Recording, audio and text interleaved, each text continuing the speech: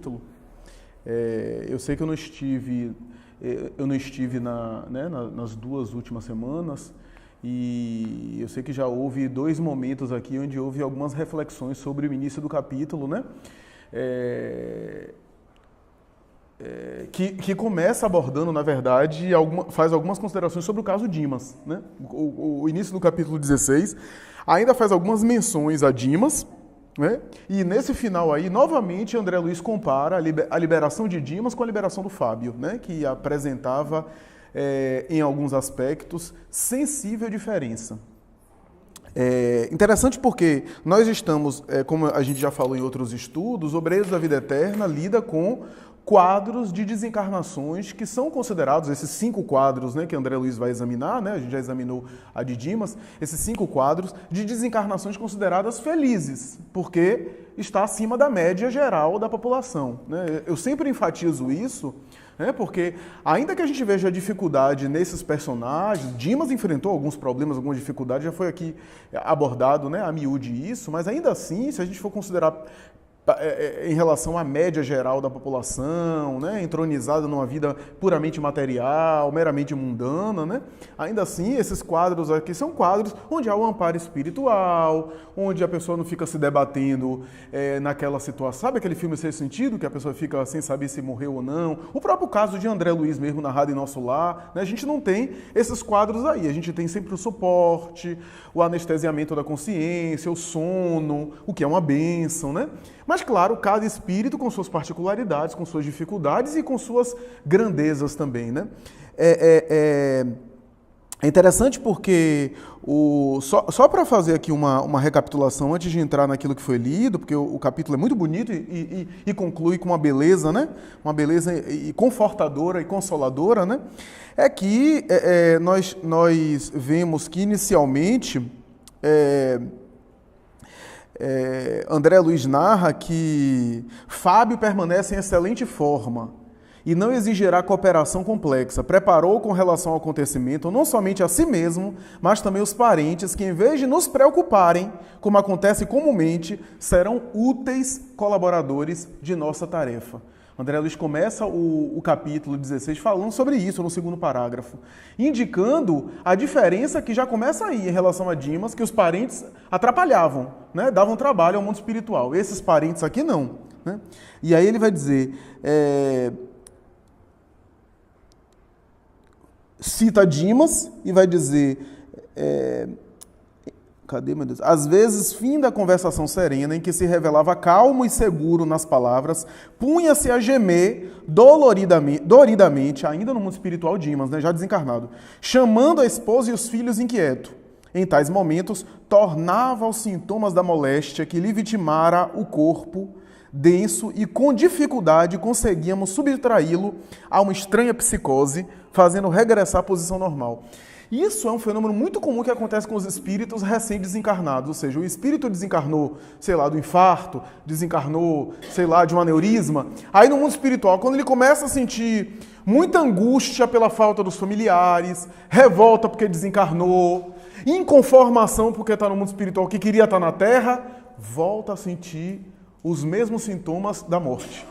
Ou seja, se morreu do coração, volta a sentir dores. Se morreu de aneurisma cerebral, volta a sentir as dores cerebrais na cabeça, na região da cabeça. Os sintomas que levaram ele à morte, ele volta a sentir. Na mediúnica acontece muito isso, o espírito chegar sem saber, e quando a gente vai conscientizando ele, que ele está desencarnado, e quando ele vai se dando conta, ele parece remorrer, parece reviver os fenômenos de novo, o fenômeno da morte de novo. Então, por exemplo, morrer asfixiado, aí novamente... Né, aquele que acontece através do médium, ele vive aquele processo todo de novo, como se estivesse recapitulando, né?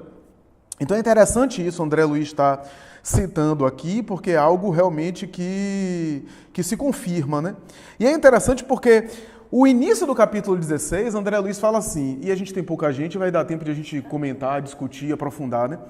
O início do capítulo 16, André Luiz coloca assim, não pude dissimular a surpresa que me assaltou diante da ocorrência.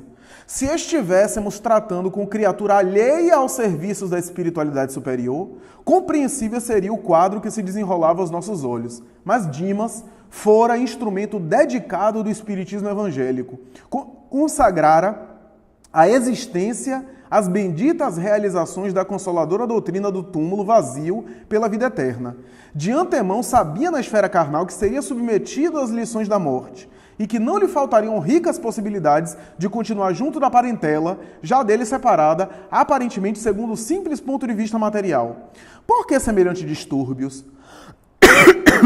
Não merecera ele excepcional atenção de nossos superiores hierárquicos? Aí o instrutor vem ao auxílio e fala, né?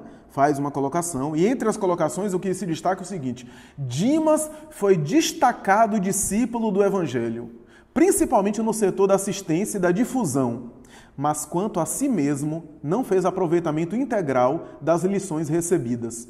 Espalhou as sementes da luz e da verdade, dedicou-se largamente à causa do bem, merecendo por isso mesmo socorro especialíssimo. Contudo, no campo particular, não se preparou suficientemente. Qual ocorre à maioria dos homens, prendeu-se demasiadamente às teias domésticas, sem maior entendimento. Conferiu excessivo carinho à roda familiar, sem noção de equidade no caminho terrestre. Certamente, sob o ponto de vista humano, consagrou-se o necessário à companheira e aos rebentos do lar, mas, se lhes prodigalizou muita ternura, não lhes proporcionou todo o esclarecimento de que dispunha, libertando-os da esfera pesada de incompreensão. E agora, muito naturalmente, sofre-lhes o assédio. A inquietude dos parentes o atinge por intermédio dos fios invisíveis da sintonia magnética. Ou seja, ele fez pelo serviço cristão, divulgou a palavra do Cristo, né, encaminhou, mas não aproveitou totalmente para si mesmo, praticando dentro do lar. O desapego familiar, nem para a família. É interessante isso. Eu estou enfatizando isso porque Raul Teixeira comentou recentemente, entre uma roda de amigos com André Siqueira, que é um grande expoente da Federação Espírita Brasileira lá de Brasília, é um dos diretores da FEB de lá, e Raul Teixeira disse assim, você não sabe, André, ele já está conseguindo falar algumas coisas, embora com muita dificuldade depois do AVC, né? Você não sabe, André, o quanto eu tenho aprendido depois do AVC. Porque eu estava acostumado a fazer palestra e ficar viajando o mundo inteiro, falando. E às vezes a gente se acostuma a falar, e não para ouvir, e não para refletir. Às vezes a gente acaba ficando tão habituado a encaminhar as mensagens para os outros, que se esquece de si mesmo. E esse AVC me fez mergulhar em mim mesmo, e você não sabe o quanto eu tenho aprendido com tudo isso. E aí André Siqueira diz assim, você não sabe o quanto você tem me ensinado com tudo isso, por conta do exemplo cristão dele, né? Tem participado de todos os eventos, viajado, convidado ele vai, mesmo que ele não consiga falar, ele vai, comparece. Não se acabrunhou e se isolou, ficou dentro do quarto, se fechou dentro de casa, não. Está aí comparecendo, recebendo homenagens, tentando falar em alguns momentos, né? Dando um exemplo de resignação, de tranquilidade. Então, é interessante a gente pensar isso, né? Porque às vezes a gente se esquece um pouco disso, né? E a verdade é que às vezes a gente tem muita aparência de espiritualidade e não de verdadeira espiritualidade, né? A verdadeira espiritualidade não chama atenção, né? Não se consegue reconhecer, né, a força espiritual de um indivíduo por aparências, né? A gente não consegue perceber facilmente no mundo terreno, né? Então é interessante isso porque eu estou voltando aqui, porque eu acho que esse capítulo é muito rico, né? Você vê que o Obreiros da Vida Eterna vai melhorando, né? Cada capítulo, né? É interessante. E não é uma obra. Olha que eu vou falar aqui uma coisa. Da coleção de André Luiz não é uma obra conhecida. Não é uma obra popular. Missionários da Luz é por causa da glândula pineal. Nosso Lar, claro que é, né? Libertação, que a gente vai ler, é muito mais popular, porque fala das regiões umbralinas, né? Com minudência de detalhe, aquelas organizações criminosas. Mas Obreiros da Vida Eterna é muito pouco popular comparado com os outros livros. E é um livro fantástico, né? Cada capítulo vai ficando melhor ainda. E com minudência de detalhes, né, esse processo de liberação. E é interessante porque, assim, aqui, Lígia, vamos voltar a algumas discussões, sem voltar nos mesmos temas, mas assim, lembro da discussão do fluido vital, aquela coisa toda, aqueles temas que Kardec fala do momento da morte, né? Quando Kardec pergunta assim, sobre o momento exato da morte, os espíritos dizem fatal mesmo, só o instante da morte, né? E aí há toda uma discussão sobre isso, né? sobre essa fatalidade. É claro que não é uma fatalidade absoluta, né? É claro que é uma programação que o indivíduo está alterando o tempo todo com o seu livre-arbítrio, né? Mas há uma colocação aqui que eu acho interessante a gente pontuar, que é o seguinte: falava-se tão bem acerca do companheiro, aqui já é sobre Fábio, falava-se tão bem acerca do companheiro que, admitido à palestra, arrisquei uma pergunta: Fábio desencarnará na ocasião prevista? Olha o que André Luiz pergunta, né? Porque estavam falando tão bem dele, né? Uma vida, né, que ele chegou a utilizar todos os recursos que ele dispunha e as forças que ele tinha para a aplicação do Evangelho na sua vida prática, que André Luiz pergunta: Fábio desencarnará na ocasião prevista? Ora, se André Luiz está perguntando isso, é porque existe uma certa previsão. Existe uma certa previsão, que pode ser alterada aqui. Pode ser antecipada pelo suicídio direto ou indireto, que é o que a gente mais faz, né? Suicídio direto ou indireto, né? Suicídio direto pelo extermínio do corpo mesmo. E o indireto que a gente faz pelos excessos, né? Pelo descuido da saúde, né? Alimentação, bebidas alcoólicas, sexo desorganizado, que vai depauperando as forças físicas e antecipando a desencarnação antes do previsto, né? E claro, existem os casos que a pessoa prolonga a existência física, tem moratória, né? Tem um prolongamento, a atividade dela é útil, né? Ela consegue preservar a saúde. Mas assim, se ele pergunta que Fábio vai desencarnar na ocasião prevista, é porque existe uma ocasião prevista. Por isso que a gente diz, a programação não é uma determinação, é uma programação, que pode ser alterada com o livre-arbítrio dos envolvidos. E até a intervenção do mundo espiritual. A gente tem intervenção do mundo espiritual que pode alterar. Alguém ora sinceramente e o mundo espiritual avalia: sabe, Dion, vamos alterar essa programação. Acontece, né? Acontece. A Haroldo Dutra Dias tem uma palestra fantástica que ele diz assim: muitos espíritas acham que a divindade é uma espécie de banco, né? Que a gente faz uma oração como se fosse assim, liga, e aí a atendente que atende diz assim: isso não é permitido porque o sistema não permite, o sistema caiu, né? Quer dizer, a gente acha que Deus é assim. Não. Claro que existem as leis que estão aí funcionando automaticamente, mas existe alteração, né? Existem alterações. Porque é o amor em ação também, né? Agora, se existe uma ocasião prevista, é interessante a gente pensar nisso. Aí o Jerônimo responde: sim, elucidou Jerônimo com gentileza. Estamos de posse das instruções. Nosso amigo desencarnará no tempo devido. Ou seja, havia uma programação, ele cumpriu e estava se avizinhando daquilo que foi antecipadamente programado, para se cumprir a risca, ele desencarnar no período próprio. O período próprio não é uma data, não é um dia específico, né? Vai chegando o momento, às vezes o próprio encarnado intui que está próximo do período, seja por uma enfermidade, seja por uma circunstância qualquer, né? Então é interessante isso, a gente pensar, né? Que se reflete um pouco disso, que pode estar associado também à quantidade de fluido vital que o indivíduo recebe para aquela encarnação, né? Oi? Foi antes. Então, existe também isso, né? Essa programação, né? Então, vale a pena a gente pensar nisso. Aí, claro, né? Eu acho que deve ter sido comentado aqui, o pai do Fábio presente, né? Querendo reunir família para dar uma mensagem. É interessante quando ele diz assim que, no momento final, os parentes gravam aquele diálogo com o moribundo e que fica de maneira inesquecível na memória. E aí os espíritos aproveitam desse diálogo para intuir o moribundo, né? O agonizante, né?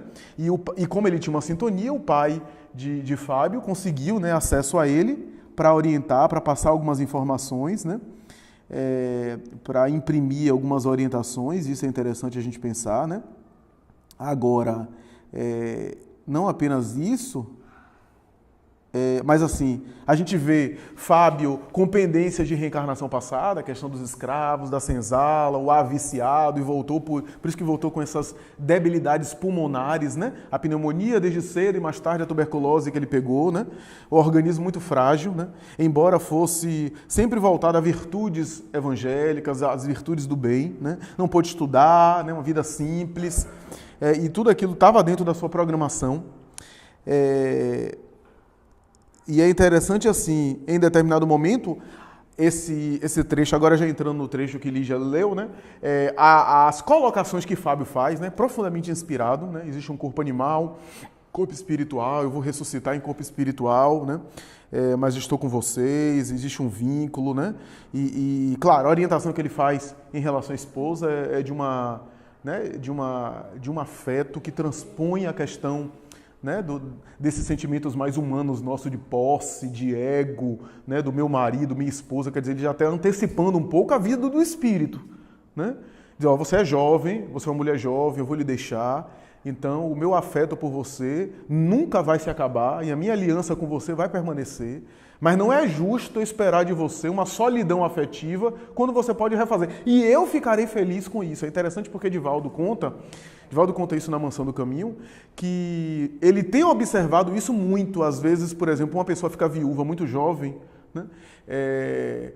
Muito jovem, e às vezes ele às vezes percebe que o noivo, o marido, o cônjuge, né? Seja esposa ou marido desencarnado, às vezes do mundo espiritual se articula para arranjar um parceiro para aquele que ficou.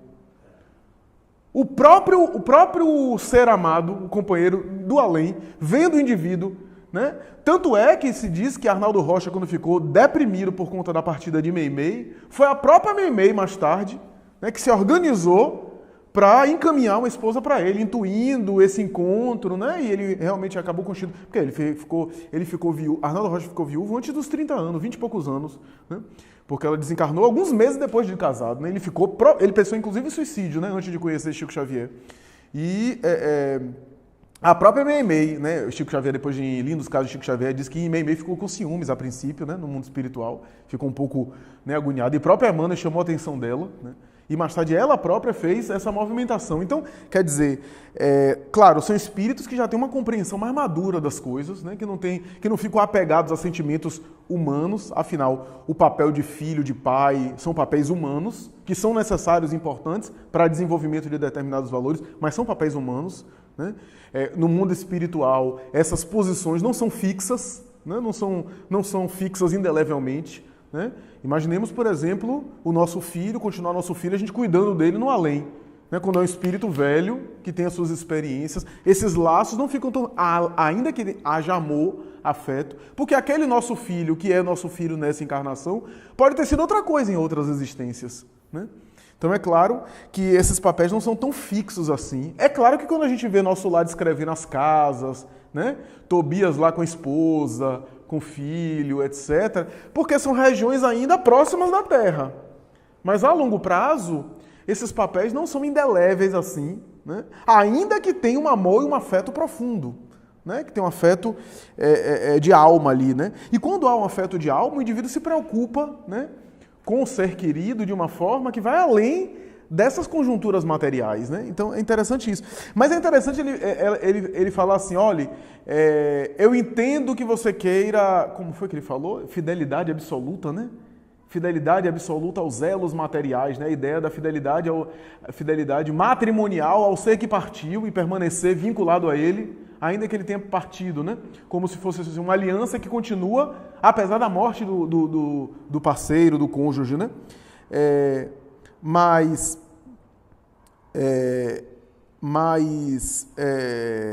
ele diz, não, mas são experiências humanas, você tem necessidade efetiva e de repente, né?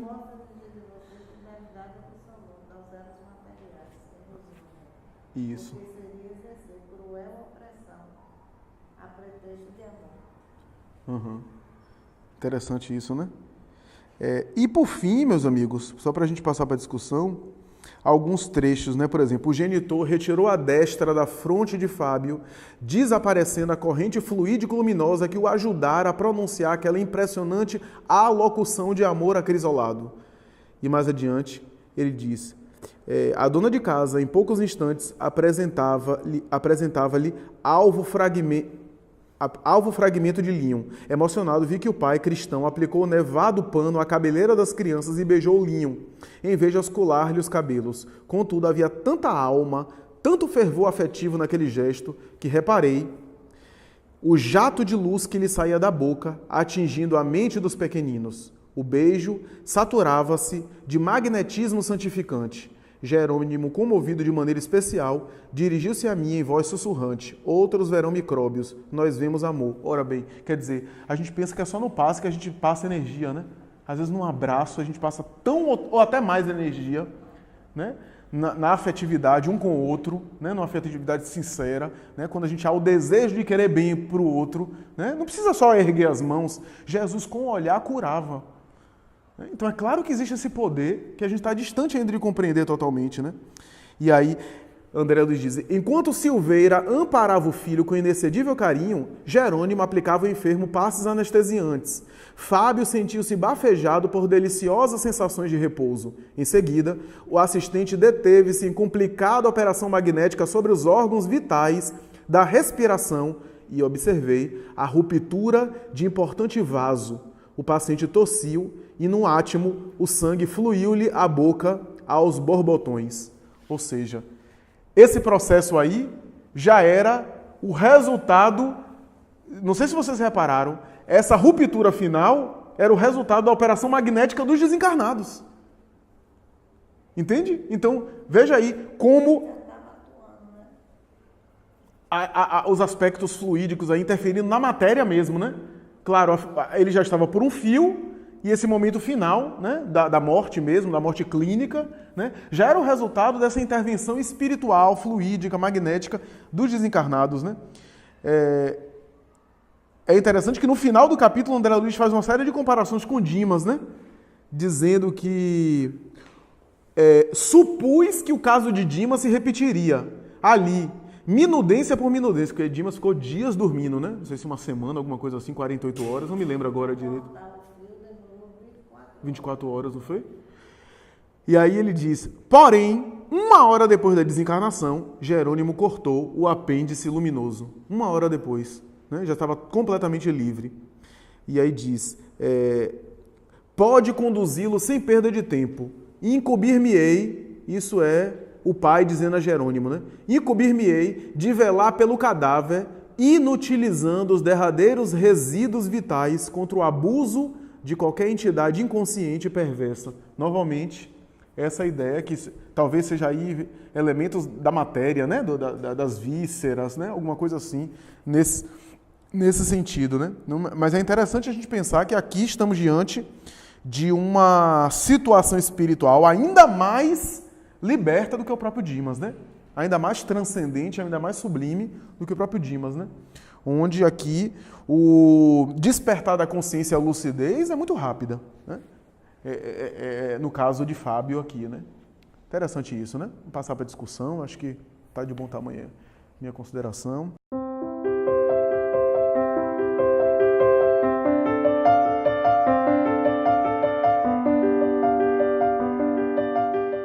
Como Kardec fala isso, né? Kardec fala que o mundo espiritual é um mundo normal. Ele diz assim, que o mundo espiritual é o mundo normal e primitivo, e o mundo das causas, né? Ele utiliza essa expressão, né?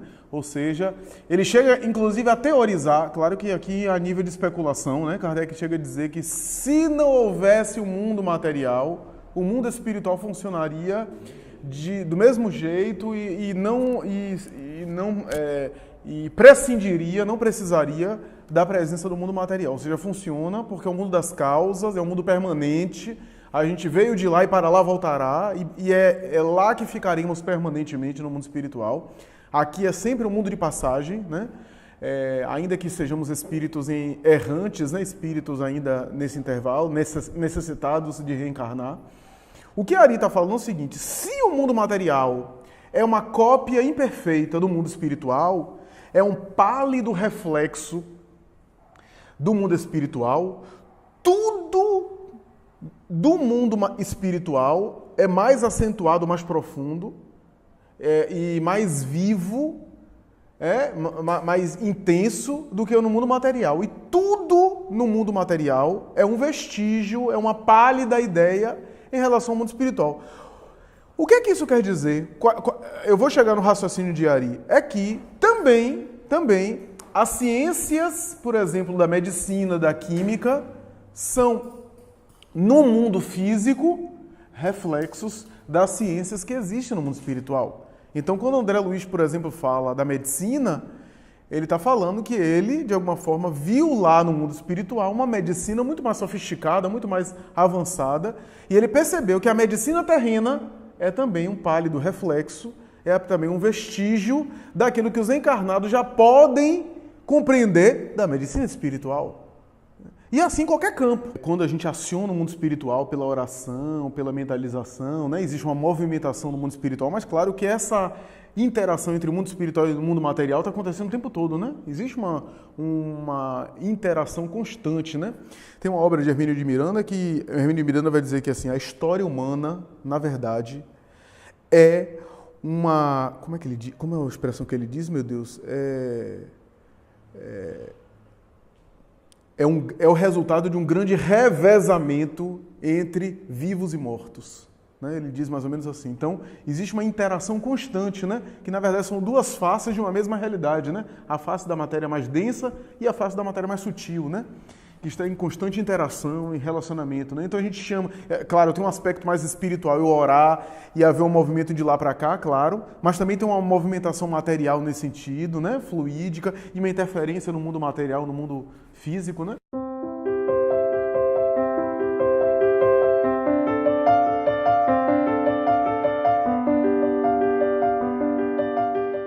Quando a gente pensa nesse amor em profundidade, né? O amor em profundidade é justamente o amor que liberta, né? Na verdade, porque como o nosso amor ainda é infantil, é imaturo, o nosso amor ainda é feito de muitos apegos apaixonados, de muita posse. Então a gente ama o outro, mas a gente quer o outro controlado com os nossos caprichos, o outro ali perto da gente, fazendo o que a gente quer, né? De acordo com a nossa vontade, né? Tem que ser do nosso jeito, né? Não estou dizendo que não existe amor, né? Mas existem outras coisas também misturadas com esse amor, né? O amor em profundidade é esse amor que deseja o bem do outro, né? Eu estava até pensando sobre isso outro dia, ainda vou fazer uma palestra sobre esse raciocínio. A gente às vezes fala assim, eu vejo até adolescentes com namorados, né, lá no consultório falando, né? Ah, eu perdi a admiração, então agora não dá mais para amar, porque agora que eu perdi a admiração não tem amor. Esse amor nosso que precisa da admiração ainda é um amor bem humano, né?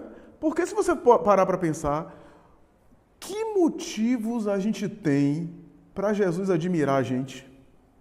E ele nos ama profundamente. A gente não tem nada que a gente possa deixar ele admirado, porque ele é a pureza, né, completa, né? Às vezes o amor em profundidade é quando eu conheço você intimamente, conheço você inclusive nos seus vícios, nos seus defeitos, e amo você assim, né? Do que eu amar admirando você, né? Então, se eu amo, aí quando você não faz aquilo, pô, que decepção, não amo mais. É um amor muito frágil, né? É um amor que se perde muito facilmente, né? Por isso que as relações mais íntimas são mais difíceis, né? Relação familiar, relação conjugal, relação parental, filial, né? Maternal. Por quê? Porque você conhece o outro, inclusive nos defeitos do outro, né? Isso é mais difícil, você ama o outro assim mesmo, né?